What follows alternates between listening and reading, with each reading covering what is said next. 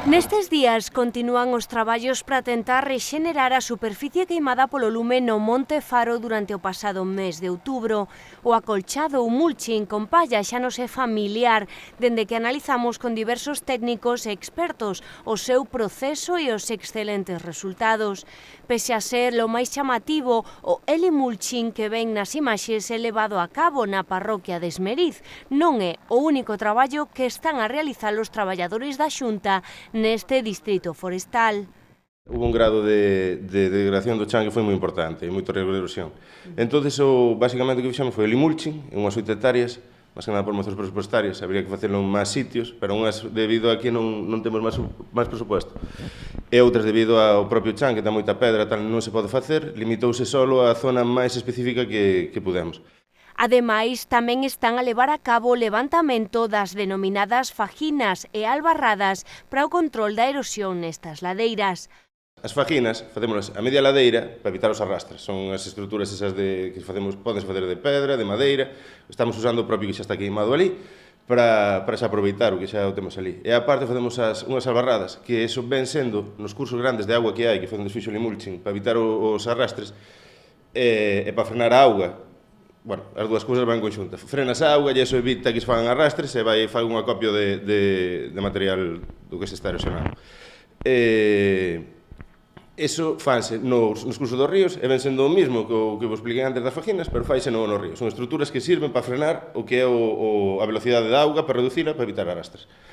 E a maiores deso, estamos facendo na zona de arbolada non comercial que nos ardeu, estamos facendo un mulching natural, cun picado propio do propio arbolado que xa hai no monte.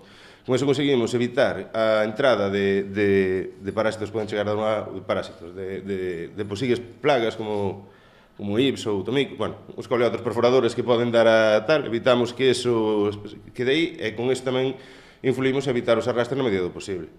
Todas estas operacións son unha primeira fase de mellora do monte que terán continuidade con outro tipo de obras de prevención de incendios. Cando nos veña o presupuesto que esperamos, vamos a proceder a fazer unha mellora de infraestructuras, arreglar as pistas, poñer tajeas, uns accesos que se fastidiaron ali a Penaboa, ver se estamos acabado unha pista para protexer ese lugar, varias tamén que, en caso de que se volva a pasar isto, unhas de nova apertura, por encima do lugar do anexo, para intentar tamén sempre ter unha cousa segura, evitar accidentes como tuvemos, que, como xa sabedes todos, casi se nos esturrisca ali unha brigada nosa do servicio, entonces, todo eso, esperemos agora que, unha vez que non veñan os cartos, a poñernos a facer. E con eso damos por finalizado o que podemos facer desde a Xunta de Galicia, máis nada. Estas son un conxunto de medidas de urxencia unha vez producido o lume, que neste caso é un mal recorrente, segundo saben os traballadores da zona. Iso todo o que non se pode chegar é ter o que facer. Primeiro ter sentidiño, non meter lume, por aí levamos máis de 20 lumes, ou 20 lumes non, mellor en 5 anos levamos 30 incendios, e o que pasou agora pude pasar calquer día. Primeiro hai que ter sentidiño e concienciación do personal co que se fai e cando se fai, porque cando se deu este incendio pasou o mismo que cando foi o aledaño do faro, en as condicións climatolóxicas que era imposible apagar. Entonces, o primeiro que ten que ter sentidiño non ter que fazer estas inversións, porque son unha porrada, o que vale o helimulching, iso vámoslo deixar aí, é o mismo, a mellora de pistas, accesos e toda a historia, que vimos facer agora, pero, bueno, esas son cousas que ou deberían estar feitas ou non ser necesarias. E estes traballos que estades facendo agora mesmo, que iniciastes e dos que xa demos conta, son na parroquia de Esmeriz, todos están aí concentrados ou...? En todo o perímetro do Cardeu, o que pasa é que as líneas de axuda veñen unhas que son para Monte Conveniado, outras que son para fora, outras que son directamente por incendios, entonces por eso, en función de cada orden presupuestaria que teñamos, imos facendo unha cousa ou outra. Empezamos por esta porque foi o primeiro que nos deixaron facer.